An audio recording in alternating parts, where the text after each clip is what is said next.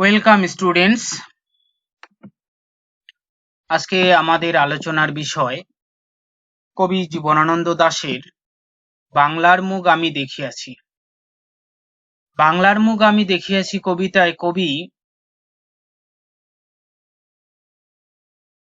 বাংলার অপরূপ রূপ সৌন্দর্যকে তুলে ধরেছেন।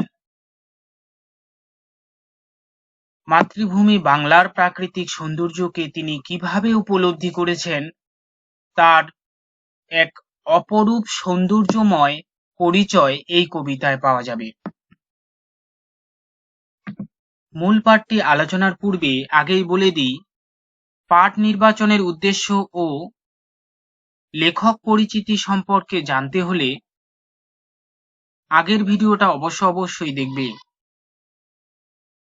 চলো মূল পাঠ শুরু করা যাক।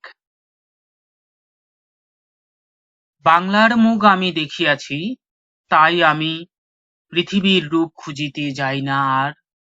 অন্ধকারে জেগে উঠে ডুমুরের গাছে, চেয়ে দেখি ছাতার মতন বড় পাতাটির নিচে বসে আছে ভোরের দোয়েল পাখি। চারিদিকে চেয়ে দেখি পল্লবের স্তূপ, জাম বট কাঁঠালের হিজলের অশ্বত্থের করে আছে চুপ। কবি বাংলার মুখকে দেখেছেন, তাই পৃথিবীর রূপকে খুঁজতে যান না। অর্থাৎ বাংলাদেশের প্রাকৃতিক সৌন্দর্যকে কবি দেখেছেন, অনুভব করেছেন, তাই পৃথিবীর কোনো রূপ সৌন্দর্যকে খুঁজতে চান না। তাৎপর্যগতভাবে বাংলার রূপ সৌন্দর্য কবিকে এতটাই মুগ্ধ করেছে যে পৃথিবীর আর কোনো রূপ সৌন্দর্য তাকে মুগ্ধ করতে পারেনি। তাই তিনি বাংলার প্রাকৃতিক সৌন্দর্যকে ছেড়ে পৃথিবীর আর কোনো রূপ সৌন্দর্যের খোঁজ করেন না। অন্ধকারে জেগে উঠে ডুমুরের গাছে, চেয়ে দেখি ছাতার মতন বড় পাতাটির নিচে বসে আছে ভোরের দোয়েল পাখি। কবি অন্ধকারে জেগে উঠে ডুমুর গাছের ছাতার মতো বড় পাতাটার নিচে ভোরের দোয়েল পাখিকে দেখতে পেয়েছেন। চারিদিকে চেয়ে দেখি পল্লবের স্তূপ, জাম বট কাঁঠালের হিজলের অশ্বত্থের করে আছে চুপ। চারিদিকে কবি জাম বট কাঁঠাল হিজল অশ্বত্থ গাছগুলির পল্লবের স্তূপ বা ঢিপ বা পাতায় আচ্ছন্ন একটি ঢিপকে দেখতে পেয়েছেন। এক কথায় বাংলার চিরপরিচিত জাম বট কাঁঠাল হিজল অশ্বত্থ গাছগুলো যেন ভোরের বেলা নিস্তব্ধ চুপচাপ হয়ে আছে, আর চারিদিকে সেই গাছগুলোর পাতাগুলো যেন স্তূপাকৃতি হয়ে পড়ে আছে। ফণিমনসার ঝোপে সটিবনে তাহাদের ছায়া পড়িয়াছে, মধুকর ডিঙ্গা থেকে না জানি সে কবে চাঁদ চম্পার কাছে এমনি হিজল বট তমালের নীল ছায়া বাংলার অপরূপ রূপ দেখেছিল। ফণিমনসার ঝোপে সটিবনে তাহাদের ছায়া পড়িয়াছে। ফণিমনসা ক্যাকটাস জাতীয় যে প্রকার গাছ, এই ফণিমনসার ঝোপে এবং সটিবনে তাহাদের অর্থাৎ বাংলার চিরপরিচিত সেই সমস্ত গাছগুলোর কথা বলা হয়েছে। জাম বট কাঁঠাল হিজল এবং অশ্বত্থ, এই গাছগুলোর ছায়া ফণিমনসা এবং সটিবনে পড়েছে। মধুকর ডিঙ্গা থেকে না জানি সে কবে চাঁদ চম্পার কাছে এমনি হিজল বট তমালের নীল ছায়া বাংলার অপরূপ রূপ সৌন্দর্য দেখেছিল। মধুকর ডিঙ্গা থেকে চাঁদ চম্পাও যেন অর্থাৎ চম্পকনগরের চাঁদও যেন হিজল বট তমালের নীল ছায়ার অপরূপ রূপটাকে দেখেছিল। মধুকর ডিঙ্গা হলো মধ্যযুগের মনসামঙ্গল কাব্যের অন্তর্গত বা মনসামঙ্গল কাব্যের নায়ক চরিত্র চাঁদ সদাগরের অন্যতম একটি ডিঙ্গা বা নৌকা, ডিঙ্গা বা নৌকায় করে তিনি ব্যবসা বাণিজ্য করতেন। চাঁদ বলতে মনসামঙ্গল কাব্যের অন্যতম নায়ক চাঁদ সওদাগরের কথা বলা হয়েছে, যিনি শিবের উপাসক ছিলেন। পরবর্তীকালে তাকে দিয়ে মনসা তার পূজা প্রচার করার চেষ্টা করেছিলেন, কিন্তু তার পূজা প্রচারে রাজি না হয় তার ধন সম্পদ পুত্রদের হত্যা করেছিল। পরবর্তীকালে তার পুত্রবধূ বেহুলার চেষ্টায় তার ধন সম্পদ এবং পুত্ররা ফিরে পায়। সেই চাঁদ সওদাগরের কথা বলা হচ্ছে। চম্পার বলতে এখানে চম্পক নগরের কথা বলা হচ্ছে। চম্পক নগর হলো একটি বাণিজ্য নগরী, দক্ষিণ পূর্ব এশিয়ায় প্রাচীনকালে ছিল। এখানে ব্যবসায়ীরা সবচেয়ে বেশি ব্যবসা বাণিজ্য করার ছুটে যেত। চাঁদ সওদাগরও চম্পক নগরের একজন ব্যবসায়ী ছিলেন। বেহুলাও একদিন গাঙ্গুরের জলে ভেলা নিয়ে কৃষ্ণা দ্বাদশীর জ্যোৎস্না যখন মরিয়া গেছে, নদীর চড়ায় সোনালি ধানের পাশে অসংখ্য অশ্বত্থ বট দেখেছিল, হায় শ্যামার নরম গান শুনেছিল।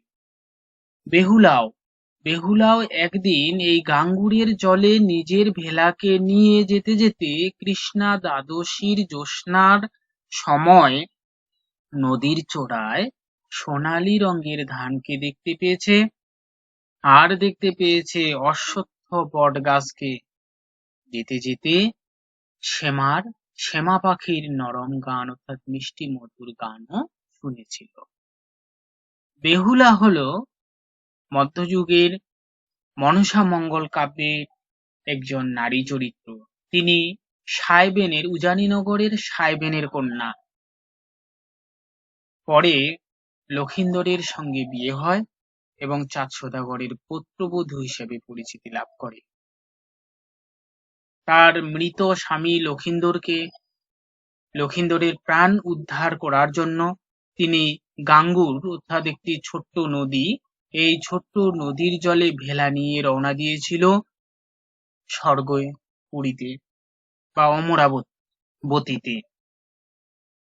যেদিন ভেলা নিয়ে সে গাঙ্গুরের জলে রওনা দেয়, ভাসা শুরু করে, সেই দিন ছিল কৃষ্ণা দ্বাদশীর জ্যোৎস্না। আমরা জানি ৩০ দিনকে ১৫ দিন ১৫ দিন করে ভাগ করা হয়েছে দুটি পক্ষে। দুটি পক্ষের মধ্যে একটি পক্ষ হলো কৃষ্ণার বা কৃষ্ণ পক্ষের দ্বাদশী বা ১২তম দিনে জ্যোৎস্না খুবই কম থাকে। সেই জ্যোৎস্না যখন মরিয়া গেছে, অর্থাৎ জ্যোৎস্না যখন ডুবে গেছে, জ্যোৎস্না যখন নেই, তখন নদীর চড়ায় সোনালি রঙের ধান বেহুলা যেন দেখেছে। আর দেখেছে বাংলার চিরপরিচিত অশ্বত্থ এবং বটগাছকে, আর শুনেছিল শ্যামা পাখির নরম গান। শ্যামা হলো এক ধরনের ছোট্ট পাখি যে মিষ্টি সুরে গান গায়। একদিন অমরায় গিয়ে ছিন্ন খঞ্জনার মতো যখন সে নেচেছিল ইন্দ্রের শোভায়, বাংলার নদী মাঠ ভাটকুল ঘুঙুরের মতো তার কেঁদেছিল পায়। একদিন অমরায় গিয়ে, একদিন বলতে বোঝানো হয়েছে বেহুলা গাঙ্গুরের জলে ভাসতে ভাসতে মৃত স্বামীর প্রাণ উদ্ধারের জন্য যেদিন অমরাবতীতে গিয়ে পৌঁছেছে, সেই দিনের কথা বলা হয়েছে। ওই দিন অমরাবতীতে গিয়ে ইন্দ্রকে অর্থাৎ দেবরাজ ইন্দ্রকে তুষ্ট করার জন্য তিনি ছিন্ন খঞ্জনার মতো নেচেছিলেন ইন্দ্রের শোভায়। ছিন্ন খঞ্জনাও হলো এক ধরনের বাংলার পাখির নাম। এই পাখিটি খুব অস্থির প্রকৃতির হয়ে থাকে। সেই অস্থির প্রকৃতির জন্যই তাকে ছিন্ন বলে বর্ণনা করা হয়েছে। এখানে ছিন্ন খঞ্জনাটি বেহুলার দুঃখকাতর অস্থির অবস্থার সঙ্গে তুলনা করা হয়েছে। ছিন্ন খঞ্জনা যেমন অস্থিরতার মধ্যে দিয়ে নেচে চলে, ঠিক তেমনি বেহুলাও তার নিজের মৃত স্বামীকে উদ্ধারের জন্য অস্থির হয়ে সেখানে নেচেছিল এবং ইন্দ্রকে তুষ্ট করেছিল। বাংলার নদী মাঠ ভাটফুল ঘুঙুরের মতো তার কেটেছিল পায়। মৃত স্বামীর প্রাণ উদ্ধারের জন্য বেদনাহত অবস্থায় বেহুলা যখন ইন্দ্রের শোভায় নাচ শুরু করে, তখন তার পায়ের নূপুরের শব্দের সঙ্গে যেন নদী মাঠ ভাটফুল ঘুঙুরের সেই শব্দের সঙ্গে কান্না করে উঠেছিল। এই লাইনের মধ্যে কবি বোঝাতে চেয়েছিল বেহুলার দুঃখকাতর পরিস্থিতির সঙ্গে বাংলার প্রকৃতিও যেন এক হয়ে গিয়েছে, বাংলার প্রকৃতিও যেন বেহুলার দুঃখে দুঃখী হয়েছে, তার প্রতি সহানুভূতিশীল হয়ে উঠেছে। এক কথায় বাংলার প্রকৃতি যেন লোকসংস্কৃতির সঙ্গে যুক্ত হয়ে এক অপরূপ রূপ সৌন্দর্য তৈরি করেছে। এই কবিতায় আমরা দেখতে পেলাম কবি জীবনানন্দ দাশ বাংলার প্রতি এক অনুরাগ প্রকাশিত হয়েছে। সেই অনুরাগের মধ্যে দিয়ে বাংলার অপরূপ রূপ সৌন্দর্যকে উপলব্ধি করেছেন, সেই উপলব্ধি এই কবিতায় প্রকাশ করেছেন। কবিতার শুরুতে তিনি বলেছেন, বাংলার প্রাকৃতিক রূপ সৌন্দর্যকে দেখেছেন আর পৃথিবীর কোন রূপ সৌন্দর্যকে তিনি খুঁজতে চান না। অন্ধকারে যখন তিনি জেগে উঠেছেন, তখন ডুমুর গাছের ছাতার মতো বড় পাতাটার নিচে তিনি ভোরের দোয়েল পাখিকে দেখতে পেয়েছেন। আর দেখতে পেয়েছেন বাংলার চিরপরিচিত জাম, বট, তমাল, হিজল, অশ্বত্থ গাছের অসংখ্য পাতার ছায়ার স্তূপ। আর এই সমস্ত চিরপরিচিত গাছগুলোর ছায়া ফণি মনসার ঝোপে আর সটি বনে গিয়ে পড়েছে। সেই ছায়াও যেন এক অপরূপ রূপ সৌন্দর্য তৈরি করেছে, যা একমাত্র বাংলার প্রকৃতিতেই পাওয়া যায়। সেই বাংলার অপরূপ রূপ সৌন্দর্য চাঁদ সওদাগর মধুকর ডিঙ্গা নিয়ে ব্যবসা করতে যাওয়ার সময় দেখেছিল। মনসা মঙ্গল কাব্যের মধ্যযুগের অন্যতম চরিত্র চাঁদ সওদাগর এবং বেহুলাকে এখানে তুলে এনে কবি লোকসংস্কৃতির সঙ্গে প্রকৃতির একটা মিলন ঘটিয়েছে। সেই লোকসংস্কৃতির দিক থেকে বেহুলাও একদিন গাঙ্গুরের জলে তার মৃত স্বামীর প্রাণ উদ্ধারের জন্য যে ভেলা ভাসিয়েছে, আর কৃষ্ণা দ্বাদশীর জ্যোৎস্না যখন মরে গেছে, নদীর চূড়ায় এসে সোনালি রঙের ধানের পাশে অশ্বত্থ বট গাছের অপরূপ সৌন্দর্যকে দেখেছে। যেতে যেতে বেহুলা বাংলার অপরূপ এক ধরনের পাখি শ্যামার মিষ্টি মধুর গান শুনেছে। মৃত স্বামীর প্রাণ উদ্ধারের জন্য অমরাবতীতে গিয়ে, অমরায় বলতে এখানে অমরাবতীর কথা বলা হচ্ছে, অর্থাৎ স্বর্গপুরীর কথা বলা হচ্ছে, দেবরাজ ইন্দ্রের জায়গার কথা বলা হচ্ছে। সেই অমরাবতীতে গিয়ে মৃত স্বামীর প্রাণ উদ্ধারের জন্য তাকে ছিন্ন খঞ্জনার মতো নাচতে হয়েছে। সেই বেদনাহত ছিন্ন খঞ্জনার মতো নেচে তিনি তার স্বামীর প্রাণ উদ্ধার করতে সক্ষম হয়েছেন। তিনি যখন বেদনাহত হয়ে অস্থিরতার মধ্যে দিয়ে নেচেছিলেন, তখন তার পায়ের ঘুঙুরের শব্দে যেন বাংলার নদী মাঠ ভাটফুল কেঁদে উঠেছিল। অর্থাৎ তার বেদনায় বেদনাহত হয়ে বাংলার প্রকৃতিও যেন কান্না করেছে, তার দুঃখে দুঃখী হয়েছে, তাকে সহানুভূতি দেখিয়েছে। এইভাবে কবিতাটিতে এক বাংলার অপরূপ রূপ সৌন্দর্যকে তুলে ধরা হয়েছে। তার জন্য এক ধরনের মানসিক অবস্থার প্রয়োজন হয়। সকলের কাছে কিন্তু এই ধরনের এক উপলব্ধি হয় না। এই উপলব্ধির জন্য এক কবি মানসিকতারও প্রয়োজন হয়। তাহলে এই পর্যন্তই থাকলো।